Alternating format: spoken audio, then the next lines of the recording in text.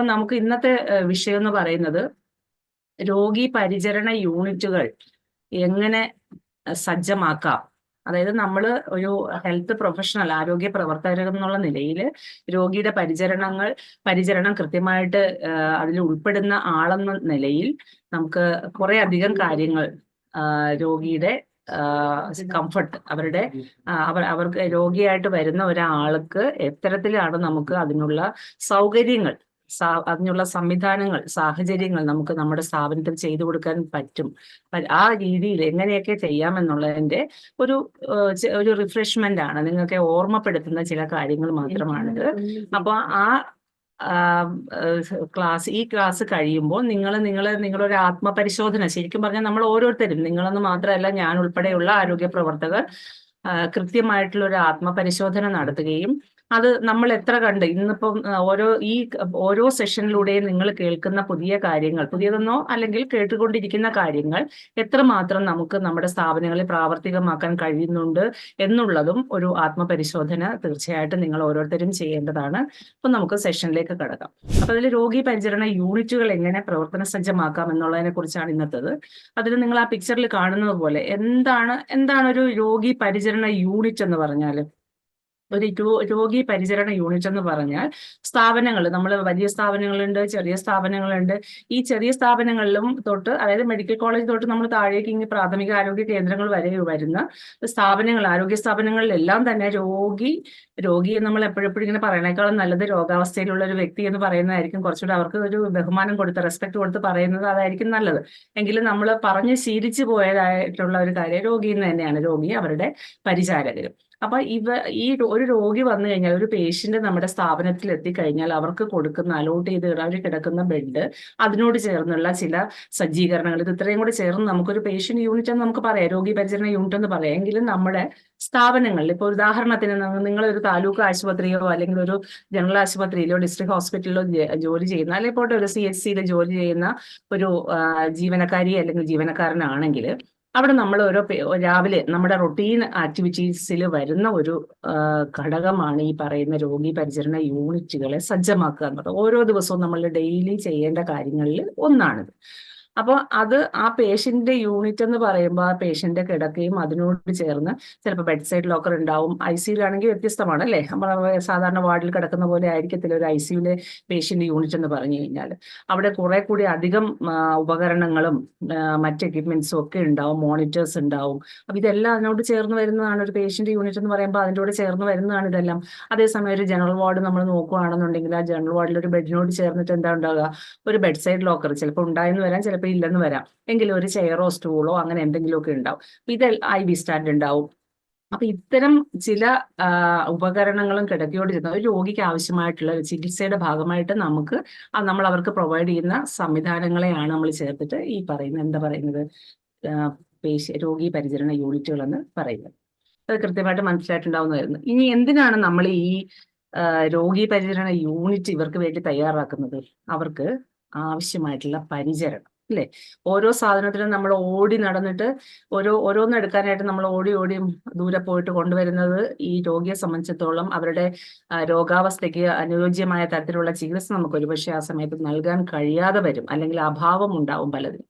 അതുകൊണ്ടാണ് നമ്മൾ രോഗി പരിചരണ യൂണിറ്റുകൾ യഥാസമയം അവരവരുടെ ആവശ്യകത, അതായത് ഓരോ രോഗിയുടെയും ലെവൽ ഡിഫറെന്റ് ആയിരിക്കും, അവരുടെ ഡിസീസസിന്റെ അവസ്ഥ അനുസരിച്ച് രോഗി പരിചരണ യൂണിറ്റുകൾ വ്യത്യസ്തമായിരിക്കും. അപ്പൊ അതിന് ഏത് തരത്തിലുള്ള ചികിത്സയാണ് അല്ലെങ്കിൽ ഏത് തരത്തിലുള്ള യൂണിറ്റിലാണ് ആ രോഗി അഡ്മിറ്റഡ് ആയിട്ടുള്ളത്, അവരുടെ ആവശ്യത്തിനനുസരിച്ചാണ്, അവരുടെ നീഡിനനുസരിച്ചാണ് നമ്മൾ ആ ഓരോ രോഗി പരിചരണ യൂണിറ്റും സജ്ജീകരിക്കേണ്ടത്. ഓക്കെ. ഇനി കൃത്യമായ രീതിയിൽ ഇതെന്തിനാണ് കൃത്യമായ രീതിയിൽ നമ്മൾ ഈ ഇപ്പൊ പിക്ചറിൽ നോക്കുക, അതൊരു ICU സെറ്റപ്പിന്റെ ആണ്, അല്ലെ ഒരു ഡയാലിസിസ് സെറ്റപ്പിന്റെ ആയിരിക്കാം അല്ലെ. അപ്പൊ അത്തരത്തിൽ ഈ ഓരോ യൂണിറ്റും നമ്മൾ സജ്ജീകരിക്കേണ്ടത് എന്താണെന്നാണ് അതിന്റെ ഉദ്ദേശം എന്താണ്?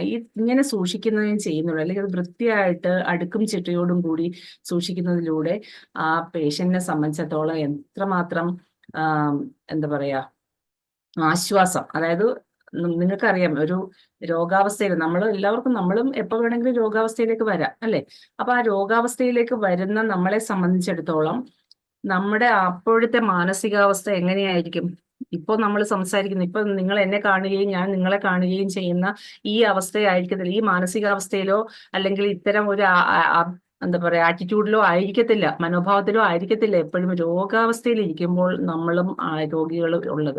അവർ വളരെ വേദനയും അല്ലെങ്കിൽ ബുദ്ധിമുട്ടുകൾ, ശാരീരികവുമായിട്ടുള്ള അല്ലെങ്കിൽ മാനസികമായിട്ടുള്ള ബുദ്ധിമുട്ടുകളൊക്കെ ഉള്ള സ്റ്റേജിലാണ് നമ്മുടെ അടുത്തേക്കാണ് വരുന്നത് സഹായത്തിനായിട്ട്, സേവനത്തിനായിട്ട്. അപ്പോൾ ആ അവസ്ഥയിൽ അവർക്ക് ആവശ്യത്തിന് അവർ ആഗ്രഹിക്കുന്ന രീതിയിലുള്ള ഒരു സേവനം അല്ലെങ്കിൽ ഒരു സാഹചര്യം സൃഷ്ടിക്കലാണ് നമ്മൾ രോഗി പരിചരണ യൂണിറ്റ് കൃത്യമായിട്ട് അടുക്കിയും ചിട്ടയോടുകൂടി വെക്കുന്നതിലൂടെയും വൃത്തിയായി പരിപാലിക്കുകയും ചെയ്യുന്നതിലൂടെ നമ്മൾ അവർക്ക് നൽകുന്നത്. ഓക്കെ, ഇനി ഇത് നമ്മളെല്ലാം രാവിലെ എല്ലാം ചെയ്യുന്നു. രാവിലത്തെ മോർണിംഗ് നമ്മുടെ ചെന്ന് കഴിഞ്ഞാലുള്ള ഡ്യൂട്ടികളിൽ പ്രധാനപ്പെട്ട ജോലികളിൽ ഒന്നാണിത്. ഇതെല്ലാം ബെഡെല്ലാം മാറ്റി വൃത്തിയുള്ള ബെഡുകൾ വിരിക്കുക. പിന്നെ യൂണിറ്റിൽ ആ ഭാഗത്തെല്ലാം പൊടിയോ അഴുക്കോ ഒക്കെ ഉണ്ടെങ്കിൽ അത് നീറ്റ് അപ്പിയറൻസ് അല്ലെ, കാണുമ്പോൾ തന്നെ വരുന്ന ആളിന് ആ കിടക്കയിലേക്ക് കിടക്കുമ്പോൾ അവര് കംഫർട്ടബിൾ ആയിട്ട് അതിൽ ചുളിവുകളോ അല്ലെങ്കിൽ എന്തെങ്കിലും ഫോറിൻ ബോഡി എന്തെങ്കിലും ദേഹത്ത് കുത്തിക്കൊള്ളുന്ന പോലെയുള്ള എന്തെങ്കിലും വസ്തുക്കളോ ഒന്നും ഇല്ലാതെ വളരെ സ്മൂത്ത് ആയിട്ടുള്ള കംഫർട്ടബിൾ ആയിട്ടുള്ള ഒരു ബെഡ് അവർക്ക് പ്രൊവൈഡ് ചെയ്യുന്നു. അത് ഉണ്ടെന്ന് ഉറപ്പുവരുത്തുക. അത് നമ്മൾ എല്ലാ ദിവസവും പോയിട്ട് നമ്മൾ അത് നോക്കേണ്ടതാണ്. ഓരോ ബെഡ്, ഇപ്പോൾ ഒബ്സർവേഷൻ റൂമാണോ ICU ആണോ എവിടെയാണെന്നുണ്ടെങ്കിലും അവിടെ നമുക്ക് പ്രൊവൈഡ് ചെയ്തേക്കുന്ന ഏരിയ, നമുക്ക് തന്നേക്കുന്ന ഡ്യൂട്ടി ഇട്ടേക്കുന്ന ഏരിയ കൃത്യമായും അത് വൃത്തിയുള്ളതാണ്, എപ്പോഴും നല്ല നീറ്റായിട്ടുണ്ട് എന്ന് ഉറപ്പുവരുത്തുക അല്ലെ. എല്ലായിടത്തും ഇപ്പൊ നിങ്ങളുടെ അക്രഡിറ്റേഷൻ പ്രോസസ്സിലൂടെയൊക്കെ കടന്നു പോകുന്ന സ്ഥാപനത്തിലുള്ളവരായിരിക്കാം, അല്ലെങ്കിൽ നിങ്ങൾ ഇനിയിപ്പോ ഫേസ് ചെയ്യാൻ പോകുന്ന സ്ഥാപനത്തിൽ നിന്നുള്ള ആൾക്കാരായിരിക്കാം നിങ്ങൾ. അപ്പൊ നിങ്ങൾ ഈ ഓരോ ഏരിയയിലും ഓരോ പോയിന്റിലും, ചെക്ക് പോയിന്റ് എന്ന് പറയില്ലേ നമ്മൾ, അവിടെ എല്ലാം നിങ്ങൾക്ക് ഈ ചെക്ക് ലിസ്റ്റുകൾ വെച്ചിട്ടുണ്ടാവും. അപ്പൊ ആ ചെക്ക് ലിസ്റ്റ് ഒക്കെ എന്തിനാണ് വെക്കുന്നത്? ഈ പറയുന്ന കാര്യങ്ങൾ കൃത്യമായിട്ട് നമ്മൾ നിഷ്കർഷയോടെ കൊണ്ടുപോകുന്നു എന്ന് ഉറപ്പുവരുത്തുക കൂടിയാണ് അല്ലെ. അപ്പൊ അത്തരം കാര്യങ്ങൾ നമ്മൾ തീർച്ചയായിട്ടും ഉറപ്പുവരുത്തേണ്ടതുണ്ട്. ഇനി എല്ലാം നമ്മൾ തന്നെ, ചിലപ്പോൾ എല്ലാ സമയത്തും നമുക്ക് തന്നെ ഈ പറയുന്ന യൂണിറ്റുകൾ, അതായത് രാവിലെ ഒന്നും നമ്മൾ നീറ്റാക്കിയൊക്കെ പേഷ്യന്റ് യൂണിറ്റ് ഒക്കെ കൃത്യമായിട്ട് ഇട്ടുപോയി, അതായത് പേഷ്യന്റ് ബെഡ് സ്പേസ് എല്ലാം കറക്റ്റായിട്ട് ഇട്ടു, ബെഡെല്ലാം ഷീറ്റെല്ലാം നല്ല ഇതാക്കി, അവരുടെ അസോസിയേറ്റഡ് ആയിട്ടുള്ള എക്യുപ്മെന്റ്സ് എല്ലാം നല്ല നീറ്റാക്കി, ഓക്സിജൻ സിലിണ്ടറോ മോണിറ്റേഴ്സോ എന്താണെന്ന് വെച്ചാൽ IV സ്റ്റാൻഡ് ഇതെല്ലാം കൃത്യമായിട്ട്, സ്റ്റൂള് ചെയർ എന്താണെന്ന് വെച്ചാൽ അതെല്ലാം കൃത്യമായിട്ട് ഇട്ടിട്ട് പോയി. പക്ഷെ കുറച്ച് കഴിയുമ്പോഴേക്കും ഈ ആൾക്കാർ ഇവരുടെ രോഗിയുടെ പരിചാരകർ തന്നെ അങ്ങോട്ടും ഇങ്ങോട്ടും ഒക്കെ മാറ്റി ചിലപ്പോൾ അതൊരു ഡിസോർഡേഡ് ആയിട്ട് ഇട്ടിട്ടുണ്ടാവും. നമ്മൾ പലപ്പോഴും ചെല്ലുമ്പോൾ അങ്ങനെയാണ്. അപ്പോൾ ആ സാഹചര്യങ്ങളിൽ നമ്മൾ എന്ത് ചെയ്യണം? കൃത്യമായിട്ട് നമ്മൾ അവരോട്, നിങ്ങളൊന്ന് ഓർത്ത് നോക്കിക്കേ, പലപ്പോഴും നമ്മൾ ഒച്ചപ്പാടും ബഹളവും ഒക്കെ ഉണ്ടാക്കിയിട്ട് അവരോട് വഴക്ക് പറഞ്ഞിട്ടൊക്കെയാണ് ഈ കാര്യങ്ങൾ പറയുക. അവര് നമ്മൾ ചെയ്തേക്കുന്ന വൃത്തിയായിട്ടുള്ള സാധനങ്ങളെ അവർ മാറ്റിയിടുമ്പോഴോ അല്ലെങ്കിൽ വൃത്തികേടാക്കുകയോ ചെയ്യുമ്പോൾ അവരെ ഉച്ചത്തിൽ സംസാരിച്ച് അല്ലെങ്കിൽ ദേഷ്യപ്പെട്ട് സംസാരിച്ചാണ് നമ്മൾ പൊതുവെ പലരും അവരോട് അത് ഇൻസ്ട്രക്ഷൻ കൊടുക്കാറുള്ളത്. എന്തിനാണ് ഇങ്ങനെ ചെയ്തത്, എന്നിങ്ങനെ വൃത്തിയായിട്ടിരുന്നത്, നിങ്ങൾ അങ്ങനെ ചെയ്തത്. പക്ഷെ നമ്മളൊന്നും വളരെ സാവധാനത്തിൽ, സാവകാശം, കുറച്ച് എന്താ പറയുക, നമ്മൾ സൗണ്ടൊന്നും വലുതായിട്ട് ഉണ്ടാക്കാതെ കൃത്യമായിട്ട് അവരോട് പറഞ്ഞ് അവരെ പഠിപ്പിക്കുന്ന രീതിയിൽ, പഠിപ്പിക്കുന്ന വെച്ചാൽ ഉപദേശിക്കുകയല്ല, കൃത്യമായിട്ട് ഇങ്ങനെ ചെയ്ത് കഴിഞ്ഞാൽ നിങ്ങളുടെ രോഗിക്ക് അത്രയും ബുദ്ധിമുട്ടുകൾ കുറയും, നിങ്ങളിത് ആ രീതിയിൽ നമ്മൾ പറഞ്ഞു കഴിഞ്ഞാൽ തീർച്ചയായിട്ടും അവർ നമ്മൾ പറയുന്ന കാര്യങ്ങൾ അവർക്ക് അവരതാ പറഞ്ഞു, അവരോട് കമ്മ്യൂണിക്കേറ്റ് ചെയ്യുമ്പോൾ, അവരോട് ആശയവിനിമയം നടത്തുമ്പോൾ ആ ഒരു റെസ്പെക്ട് കൊടുത്ത് നമ്മൾ സംസാരിക്കുകയാണെങ്കിൽ വളരെ ഒരു സംശയം വേണ്ട, അവർ നമ്മൾ പറയുന്ന കാര്യങ്ങൾ അവർ കൃത്യമായിട്ട് അവർ ഫോളോ ചെയ്യും. ഓക്കെ, എല്ലാവരുടെയും കാര്യമല്ല, ചില പേഷ്യൻസ് ഒന്നും അങ്ങനെ ചെയ്യില്ല, ചില ആൾക്കാരൊന്നും അങ്ങനെ ചെയ്യില്ല, ചിലർ വളരെ ചുരുക്കം പേരെങ്കിലും നമ്മൾ ഈ പറയുന്ന കാര്യങ്ങൾ അവർ പ്രോപ്പറായിട്ട് ഫോളോ ചെയ്യാതെയൊക്കെ ആൾക്കാരുണ്ടാവും. അവരോടും നമുക്ക് എന്ത് ചെയ്യാൻ പറ്റും? ഇവരോട് ഇതിങ്ങനെ നിങ്ങൾ ഇട്ടേക്കണം, നമ്മൾക്ക് എപ്പോഴും വന്ന് ഇവിടെ നോക്കാൻ പറ്റില്ല, നിങ്ങളും കൂടി ഇട്ട് കഴിഞ്ഞാൽ നിങ്ങൾക്ക് ഈ യൂണിറ്റ് ക്ലീനായിട്ട് കിടക്കും, ഒരു അപ്പിയറൻസ് ഉണ്ടാവും, നിങ്ങളുടെ പേഷ്യൻസിനും തട്ടിമറിഞ്ഞ് വീഴോ ഒന്നും ഉണ്ടാവില്ല എന്നൊക്കെ പറയണം അവരോട്. ഓക്കെ, അപ്പൊ അത് വളരെ സൗഹൃദപരമായിട്ട്, നമ്മൾ രോഗി സൗഹൃദം, ജനസൗഹൃദം എന്നൊക്കെ സ്ഥാപനങ്ങളെ പറയുമ്പോൾ അത് നമ്മൾ ചിരിച്ചുകൊണ്ടൊരു മനോഭാവം മാത്രമല്ല അവിടെ ഉദ്ദേശിക്കുന്നത്. ഈ പറയുന്ന സുഖകരമായിട്ടുള്ള, അതായത് അസുഖകരമായിട്ടുള്ള മറ്റ് അന്തരീക്ഷം കൂടി നമുക്ക് ഒഴിവാക്കേണ്ടതുണ്ട് അവിടെ അല്ലേ. അപ്പൊ അത് കൂടി ഇവര് സഹകരിക്കേണ്ടതാണ്.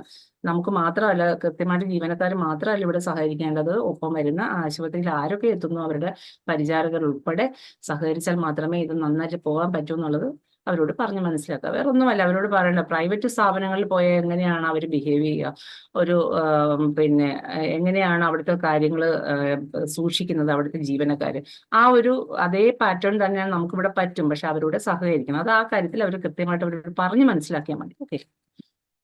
ഈ യൂണിറ്റ് സജ്ജമാക്കുന്നതിന്റെ ആവശ്യകതയാണ്.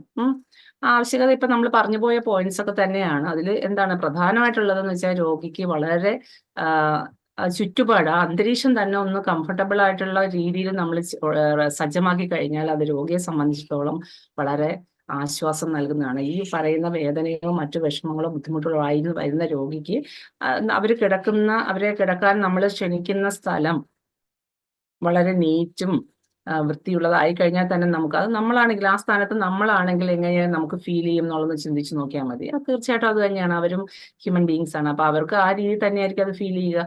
എത്ര പെയിൻഫുൾ ആണെങ്കിലും നമ്മൾ അവരെ വളരെ എന്താ പറയുക, ഇത്ര കംഫർട്ടബിൾ ആയിട്ടുള്ള ഒരു എൻവയോൺമെന്റിലേക്ക് നമ്മൾ അവരെ സ്വീകരിച്ച് അവർക്ക് ബെഡ് പ്രൊവൈഡ് ചെയ്യുമ്പോൾ തീർച്ചയായിട്ടും നമ്മളോടുള്ള ആറ്റിറ്റ്യൂഡ് വരെയും ആ മനോഭാവം പോലും ചിലപ്പോൾ മാറിയെന്ന് വരാം. അവർ വളരെ നമ്മളെ വളരെ നമ്മൾ അവർക്ക് വളരെ സ്വീകാര്യരാവുകയും നമ്മൾ പറയുന്ന കാര്യങ്ങൾ കൃത്യമായിട്ട് അവർ ഫോളോ ചെയ്യുകയും ചെയ്യുന്നു. ഇപ്പോൾ വേസ്റ്റ് ഒക്കെ ഇടുന്നത് കൃത്യമായിട്ട് പറഞ്ഞു കൊടുക്കണം. അവർക്ക് അറിയില്ല, ആശുപത്രിയിലേക്ക് വരുന്ന ആൾക്കാർ ചിലപ്പോൾ പുതിയതായിരിക്കും, അല്ലെങ്കിൽ സ്ഥിരമായിട്ട് വരുന്ന ആൾക്കാരായിരിക്കും. നമ്മൾ പറയുക എന്നുള്ളതും അവരോട് കാര്യങ്ങൾ പറഞ്ഞ് മനസ്സിലാക്കുക എന്നുള്ളതും നമ്മുടെ ഉത്തരവാദിത്തമാണ്. അപ്പോൾ അത് കൃത്യമായിട്ട് അവരോട് കൺവേ ചെയ്യാനായിട്ട് നിങ്ങൾ ഒരിക്കലും ദേഷ്യപ്പെട്ട് സംസാരിക്കുകയോ വഴക്ക് പറയുകയോ ഒന്നും ചെയ്തേക്കരുത്. നമ്മൾ സെർവൻസ് ആണ്, പബ്ലിക് സെർവൻസ് ആണ്. ആ കാര്യം എപ്പോഴും ഓർത്തോടുക. ഓക്കെ. പിന്നെ എപ്പോഴും യൂണിറ്റ് വൃത്തിയാണോ, നിങ്ങൾക്ക് തന്നേക്കുന്ന ഏരിയ കൃത്യമായിട്ട് നീറ്റാണോ എന്നുള്ളത് മാത്രം നിങ്ങൾ ശ്രദ്ധിക്കുക.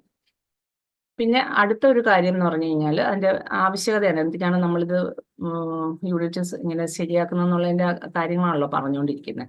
അതിൽ ഈ വൃത്തിയായിട്ട് ഇട്ട് കഴിഞ്ഞാൽ നിങ്ങളിപ്പോൾ ഇൻഫെക്ഷൻ കൺട്രോളിന്റെ ഒക്കെ ട്രെയിനിങ്ങുകളൊക്കെ നിങ്ങൾ പലപ്പോഴായിട്ട് അറ്റൻഡ് ചെയ്തിട്ടുണ്ടാവും നേരത്തെ, അല്ലേ? സൂക്ഷ്മാണുക്കൾ എന്ന് പറഞ്ഞാൽ നമുക്ക് കണ്ണുകൊണ്ട് കാണാൻ കഴിയാത്ത ജീവികളാണ്. അപ്പൊ ആ സൂക്ഷ്മാണുക്കൾ വന്നു കഴിഞ്ഞാൽ, നമ്മൾ കോവിഡ് ഒക്കെ കഴിഞ്ഞു കഴിഞ്ഞപ്പോൾ നമുക്ക് മനസ്സിലായില്ല എത്രത്തോളം മാരകമായിട്ടുള്ള രോഗങ്ങളാണ് നമുക്ക് ഈ സൂക്ഷ്മാണുക്കൾ വഴി നമുക്ക് ലഭിക്കുക. അപ്പൊ രോഗാവസ്ഥയിലുള്ള ആളുകൾ വന്ന് ചേക്കേറുന്ന സ്ഥലമാണ് നമ്മുടെ ആശുപത്രികൾ. അപ്പൊ പലതരത്തിലുള്ള രോഗാണുക്കൾ അവർ ക്യാരി ചെയ്യുന്നുണ്ട്, അവർ വഹിച്ചു കൊണ്ടുവരികയാണ്.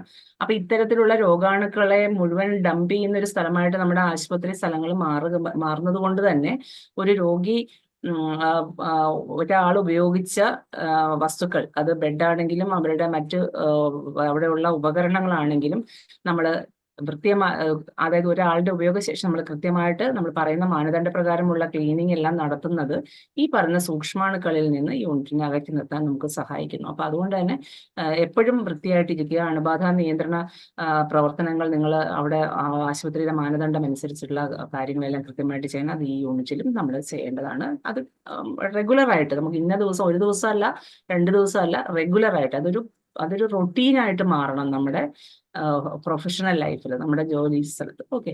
പിന്നെ അതുകൊണ്ട് തന്നെ ഈ സൂക്ഷ്മാണുക്കളെയൊക്കെ നമ്മൾ മാറ്റി നിർത്തുന്നത് കൊണ്ട് തന്നെ എന്ത് സംഭവിക്കുന്നു, കൂടുതൽ അണുബാധ ഉണ്ടാകാനുള്ള സാഹചര്യം നമ്മൾ ഒഴിവാക്കുകയാണ് ചെയ്യുന്നത്. അതുകൊണ്ട് തന്നെ രോഗാവസ്ഥ, കൂടുതൽ രോഗങ്ങൾ സ്പ്രെഡ് ചെയ്യുന്നത് നമുക്ക് ഒഴിവാക്കാൻ കഴിയുന്നു.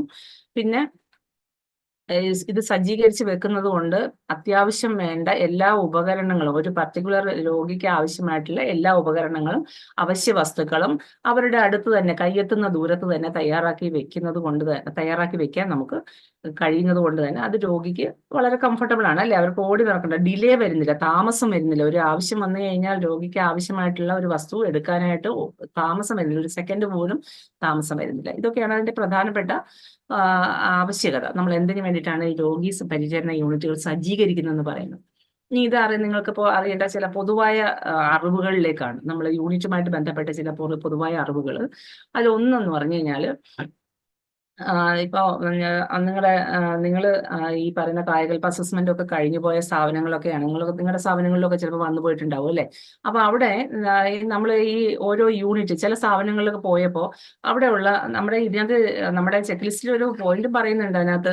അതായത് പാഴ്വസ്തുക്കൾ, അതായത് നമ്മുടെ ബയോമെഡിക്കൽ വേസ്റ്റ് അല്ലാത്ത മറ്റു വേസ്റ്റുകളുണ്ടല്ലോ, അത് ഉപയോഗിച്ച് റീസൈക്കിൾ ചെയ്യുന്ന അങ്ങനെ ചെയ്യുന്ന റീയൂസ് ചെയ്യുന്ന എന്തെങ്കിലുമൊക്കെ കൊണ്ടുവന്നു. അപ്പൊ നിങ്ങൾക്ക് നമ്മുടെ ഇടയിൽ കലാകാരന്മാരും ഒക്കെ ഉണ്ടാവും. അതായത് ഇത്തരം ആർട്ട് വർക്കൊക്കെ ചെയ്യാൻ അറിയുന്ന ആൾക്കാരുണ്ടാവും. അതൊക്കെ അത് നിങ്ങൾക്ക് തന്നെ പരസ്പരം ചിലപ്പോൾ അറിയാമായിരിക്കും. അപ്പൊ ഇത്തരത്തിലുള്ള റീയൂസ് ചെയ്യാൻ പറ്റുന്ന നമ്മുടെ സ്ഥാപനത്തിലുള്ള പേപ്പറുകളോ എക്സ്റേ ഫിലിമോ അങ്ങനെയൊക്കെ ഉപയോഗിച്ചിട്ടുള്ള വസ്തുക്കൾ ഉപയോഗിച്ച് നിങ്ങൾക്ക് ആർട്ടുകൾ, ഫ്ലവേഴ്സോ മറ്റെന്തെങ്കിലുമൊക്കെ രൂപങ്ങളൊക്കെ ചെയ്ത് നിങ്ങളുടെ ഏരിയ, നിങ്ങളുടെ മേലധികാരിയുടെ പെർമിഷനോട് കൂടി കേട്ടോ, അവരോടും കൂടി ചോദിക്കണം. ഇതൊക്കെ ഇവിടെ ഉണ്ടാക്കി ഇവിടെ വെച്ച് ഇവിടെ മോഡിഫൈ ചെയ്യട്ടോ, മോഡി പിടിപ്പിക്കട്ടോ എന്നൊക്കെ ചോദിച്ചിട്ട് കൃത്യമായിട്ട് അവിടെ ചെയ്യുക. അതൊരു വളരെ നല്ലൊരു കാര്യമല്ലേ. അത് നിങ്ങളുടെ പേഷ്യന്റ് യൂണിറ്റിലേക്ക് വരുമ്പോൾ ഇത്തരം ഒരു ആർട്ടിസ്റ്റിക്കൽ ഒരു റൂമാണ്, അറ്റ്മോസ്ഫിയർ ആണ് നമ്മൾ കൊടുക്കുന്നതെങ്കിൽ അതൊരു പ്രത്യേകതയാണ്. അത് രോഗിയെ സംബന്ധിച്ചിടത്തോളം നമ്മൾ തന്നെയാണ് അവിടെ പോയി കിടക്കുമ്പോൾ നമ്മൾ നോക്കില്ലേ ഇതെല്ലാം, നമ്മൾ ശ്രദ്ധിക്കില്ലേ? നമ്മൾ ആ കട്ടിലിൽ വെറുതെ കിടക്കുമ്പോൾ പോലും നമ്മൾ എന്ത് ചെയ്യുന്നു? അവർക്ക് വേറെ ഒന്നും ആലോചിക്കാനില്ല. ചിലപ്പോൾ ഒരു പക്ഷേ മൊബൈൽ പോലും അവർക്ക് നോക്കാൻ പറ്റില്ലാത്തൊരു സ്ഥിതിയായിരിക്കും. അങ്ങനെ കിടക്കുന്ന ഒരു രോഗിയെ സംബന്ധിച്ചുള്ള ഇത്തരം ചില പടം വരയ്ക്കുന്നെങ്കിൽ അങ്ങനെ ചെയ്യാം, അല്ലെങ്കിൽ ഇത്തരം ആർട്ട് വർക്കുകൾ ഉണ്ടെങ്കിൽ അത് ചെയ്യാം. അതൊക്കെ കാണുമ്പോൾ നമുക്ക് ഒരു പ്രത്യേക ഒരു സന്തോഷം ഉണ്ടാവും അല്ലേ.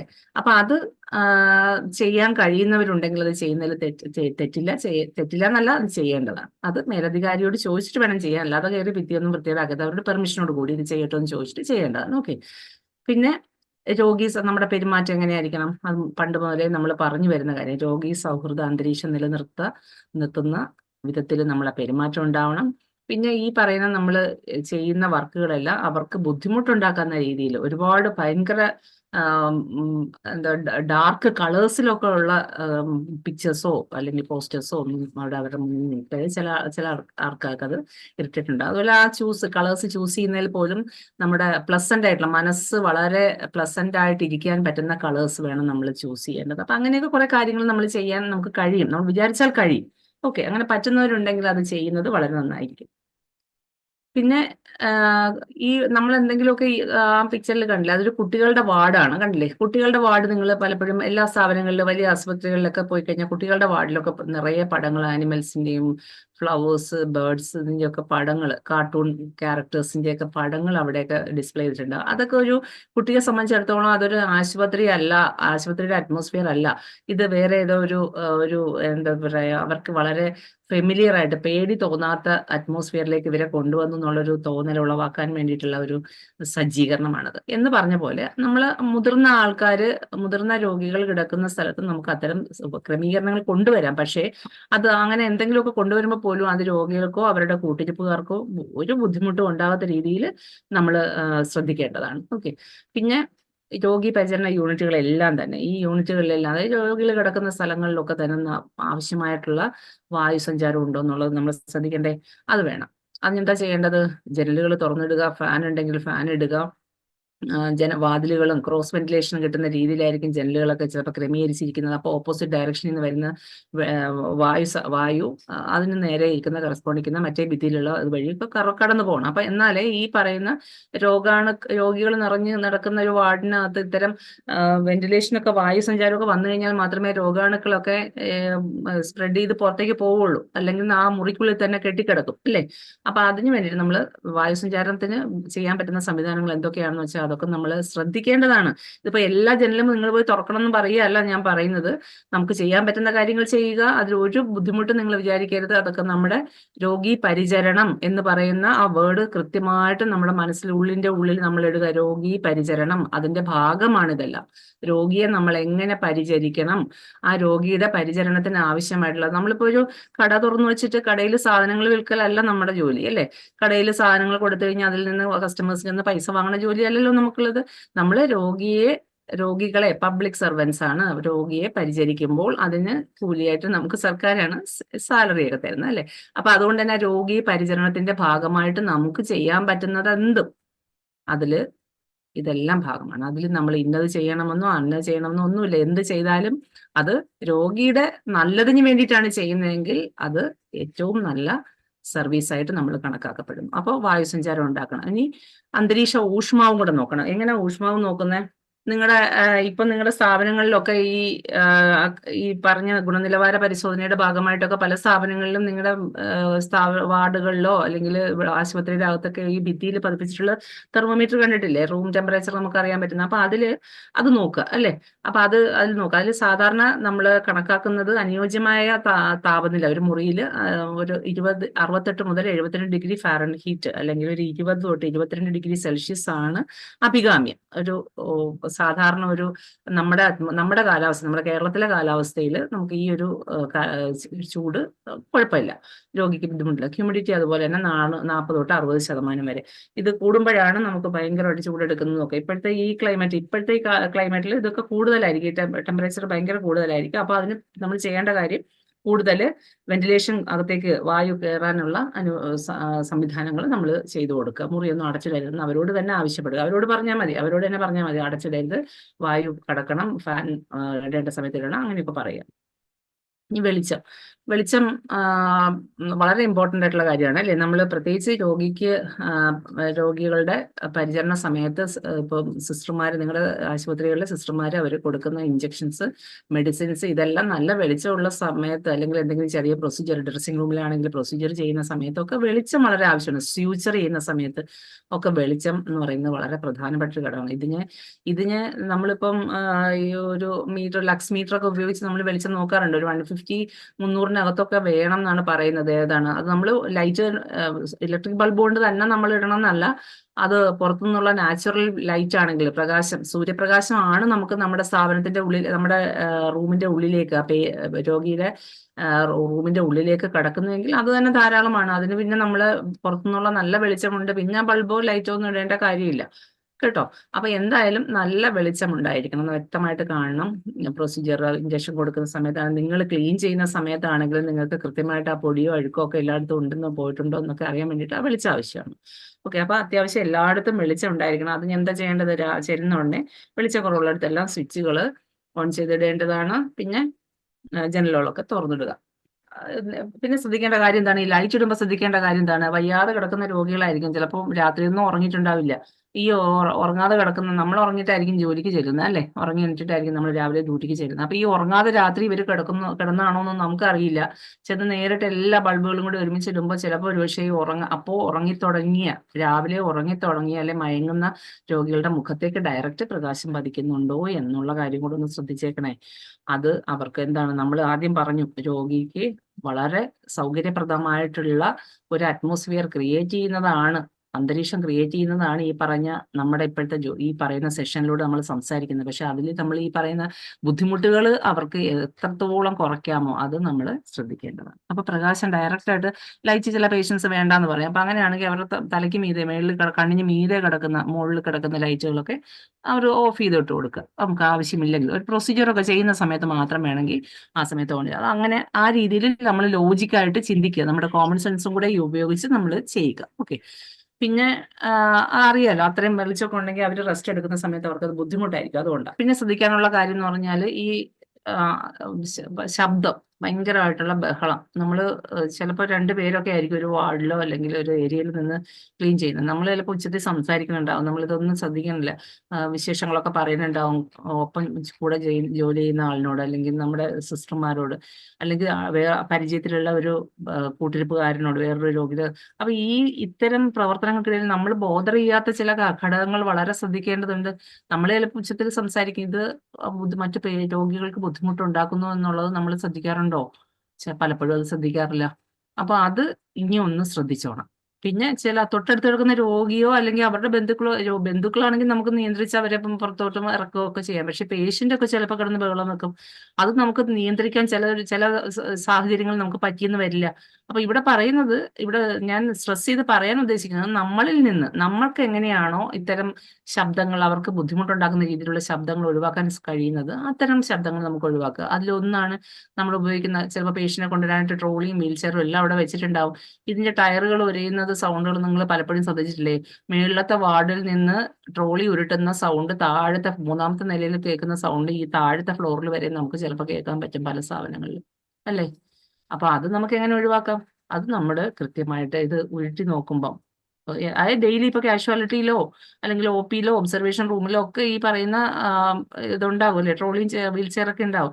അപ്പൊ അതൊന്ന് ഉരുട്ടി നോക്കുക. ഉരുട്ടി നോക്കുമ്പോൾ എന്താ വെച്ചാൽ സൗണ്ട് ഉണ്ടാക്കുന്ന, അല്ലെ പോകാൻ ബുദ്ധിമുട്ടുണ്ട്. അപ്പൊ അതൊന്ന് ജസ്റ്റ് ഒന്ന് ചെക്ക് ചെയ്യണം, അത് എന്താണ് ഇതിന്റെ സംഭവം എന്നുള്ളത്.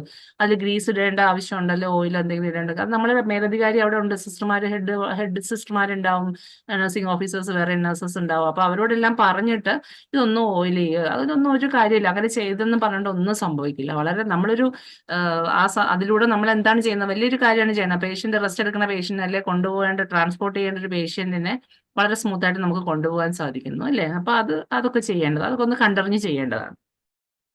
പിന്നെ ഉറക്കെ സംസാരിക്കുന്ന കാര്യം നേരത്തെ പറഞ്ഞു. അത് ഉറക്കെ സംസാരിക്കുന്നതിനേക്കാൾ ബുദ്ധിമുട്ടാണ് ഒരു ഫർണിച്ചർ വലിച്ച് അങ്ങോട്ടും ഇങ്ങോട്ടും നീക്കിയിടുന്നത്. അത് നീക്കുമ്പോൾ സൗണ്ട് ഉണ്ടാകുമോ ഇല്ലെന്ന്, പ്രത്യേകിച്ച് ICU പോലുള്ളിടത്ത്.